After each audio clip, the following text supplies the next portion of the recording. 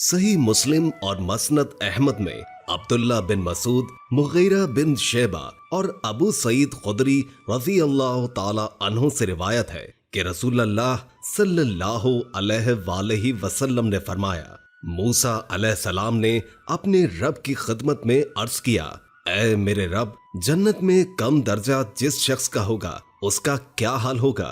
तो अल्लाह ताला ने सबसे आखिर में जन्नत में जाने वाले शख्स का हाल फरमाया कि जब उसे जहन्नुम से निकाला जाएगा तो वो उसकी तरफ देखकर कहेगा, बड़ी इज्जत व बरकत वाली है वो जात जिसने मुझे तुझसे निजात अता फरमाई। अल्लाह ताला ने मुझे ऐसी नेमत से नवाजा है जैसी पहले और बाद के लोगों में किसी को नहीं दी। वो इसी गुमान में जहन्नुम के किनारे बैठा रहेगा कि अचानक दूर से एक दरख्त नजर आएगा। वो दरख्त देखकर कहेगा, ऐ मेरे रब, मुझे इस दरख्त के करीब कर दे ताकि मैं इसके साए में बैठूं और इसका पानी पीऊं। अल्लाह फरमाएंगे, ऐ इब्ने आदम, अगर मैं तुझे ये साया नसीब कर दूं तो तू गालिबन मुझसे इसके अलावा कोई दूसरी चीज न मांगेगा। वो पुख्ता वादा करेगा, नहीं नहीं मेरे रब, और कुछ नहीं मांगता, बस सिर्फ इस दरख्त के करीब कर दे। चुनाचे अल्लाह ताला उसको उस दरख्त के करीब कर देंगे कि उसके साए में बैठे,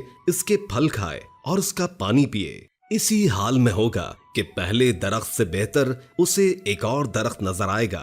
वो कहेगा, ऐ मेरे अल्लाह, मुझे इस दरख्त के करीब कर दे ताकि मैं इसका पानी पीऊं और उसके साए में बैठूं। तेरे इज्जत व जलाल की कसम, बस ये दे दे, मजीद कुछ नहीं मांगूंगा। अल्लाह फरमाएंगे, ऐ इब्ने आदम, क्या तूने मुझसे पुख्ता वादा नहीं किया था कि इस दरख्त के बाद तू कुछ और नहीं मांगेगा? वो कहेगा, बस अल्लाह ये दे दे, और कुछ नहीं मांगूंगा। चुनाचे अल्लाह उसे इस दरख्त के करीब कर देगा। इसी हालत में होगा कि पहले दो दरख्तों से ज्यादा बेहतर और खूबसूरत जन्नत के दरवाजे के करीब एक और दरख्त नजर आएगा। वो सब्र की कोशिश करेगा, मगर सब्र कहाँ? कहेगा, मेरे रब, मुझे इस दरख्त के करीब कर दे ताकि इसका पानी पीऊं और इसके साए में रहूं।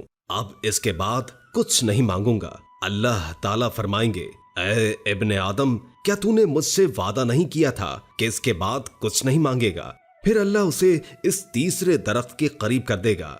जब इस तीसरे दरख्त के नीचे जाएगा तो सामने जन्नत आएगी। अहले जन्नत की आवाजें सुनेगा, उसकी नेमतें, उसके महलात, उसके बागात नजर आएंगे। वो उनको देखता रहेगा लेकिन बिलाखिर सब्र न कर सकेगा और कहेगा, मेरे परवरदिगार, मुझे इस जन्नत के करीब कर दे। अल्लाह ताला फरमाएंगे, ऐ इब्ने आदम, मुझसे तेरे तकाजे को कौन सी चीज रोकेगी? क्या तू इस बात से राजी है कि पूरी दुनिया तुझे दोगुनी करके दे दूं? बंदा कहेगा, मेरे परवरदिगार, क्या तू मेरा मजाक उड़ा रहा है? हालांकि तू सारे जहां का परवरदिगार है। गरज इस बंदे से कहा जाएगा, जाओ जन्नत में दाखिल हो जाओ। जब वो दाखिल होने के लिए जाएगा तो ऐसा महसूस होगा कि पूरी जन्नत भर चुकी है। चुनाचे वो कहेगा, मेरे परवरदिगार, अब क्यों कर मुमकिन है जो लोग अपनी अपनी जगह ले चुके हैं और अपना अपना हिस्सा कब्जे में कर चुके हैं। अल्लाह ताला फरमाएंगे, तुम पसंद करो कि तुम्हारी मलकियत दुनिया में किसी बादशाह के मुल्क जितनी हो। वो कहेगा, हाँ मेरे रब। अल्लाह ताला फरमाएंगे, हमने तुझे इतनी बादशाही बख्श दी और 5 मर्तबा ज्यादा बड़ी सल्तनत तुम्हें अता कर दी।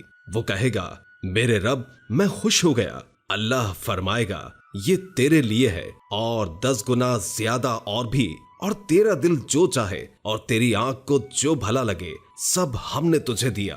फिर जब वो जन्नत में दाखिल होगा तो वहां हुरैन में से इसकी 2 बीवियां उसका इस्तकबाल करेंगी और कहेंगी, तारीफ अल्लाह के लिए है जिसने तुम्हें हमारे लिए और हमें तुम्हारे लिए बनाया। फिर वो कहेगा, जो कुछ मुझे मिला है वैसा किसी को नहीं मिला होगा। ये सबसे निचले दर्जे वाला जन्नती होगा। हजरत मूसा अलैहिस्सलाम ने अर्ज किया, ये तो सबसे कम तर दर्जे का जन्नती हुआ, और आला मंजिल वाले जन्नती की क्या शान होगी? अल्लाह ताला ने फरमाया, वो ऐसे लोग होंगे जिनको मैंने चुना, उनकी इज्जत व बुजुर्गी को अपने हाथ से जमाया और उस पर मोहर सब्त कर दी। मैंने उनके लिए जन्नत में जो नेमतें तैयार कर रखी हैं, उन्हें ना तो किसी आंख ने देखा نہ کسی کان نے سنا اور نہ ہی کسی دل میں ان کے متعلق تصور گزرا۔ مذکورہ آخری جنتی کے بارے میں صحیحین میں حضرت ابو ہریرہ رضی اللہ تعالی عنہ سے مروی ہے کہ رسول اکرم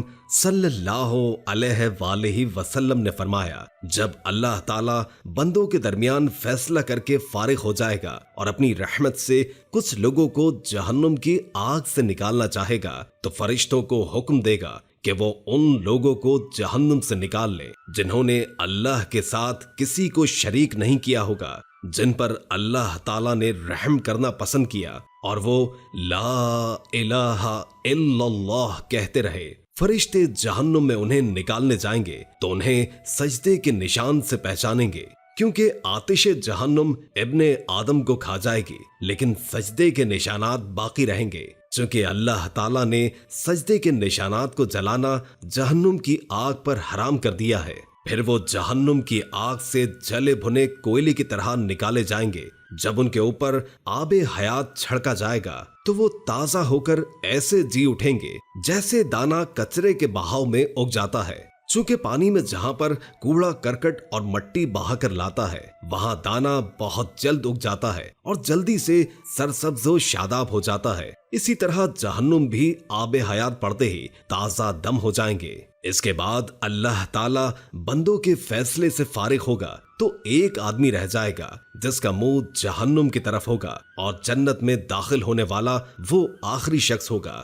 وہ کہے گا، اے میرے پروردگار، میرا چہرہ جہنم کی طرف سے پھیر دے، اس کی بدبو مجھے بہت تکلیف پہنچاتی ہے اور اس کی لپٹ نے مجھے جلا ڈالا ہے۔ پھر جب تک اللہ کو منظور ہوگا وہ دعا کرتا رہے گا۔ اللہ تعالیٰ فرمائے گا، اگر میں تیرا یہ سوال پورا کر دوں تو مزید کوئی سوال تو نہیں کرے گا؟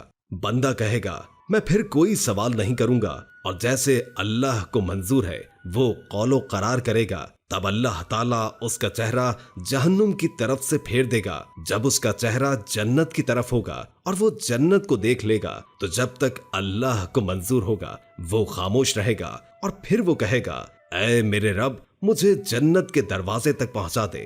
اللہ تعالیٰ اس سے کہے گا، کیا تو نے اپنا قول و قرار نہیں دیا تھا؟ تو پھر کوئی دوسرا سوال نہیں کرے گا۔ تیرا برا ہو اے ابن آدم، تو کس قدر دغا باز ہے۔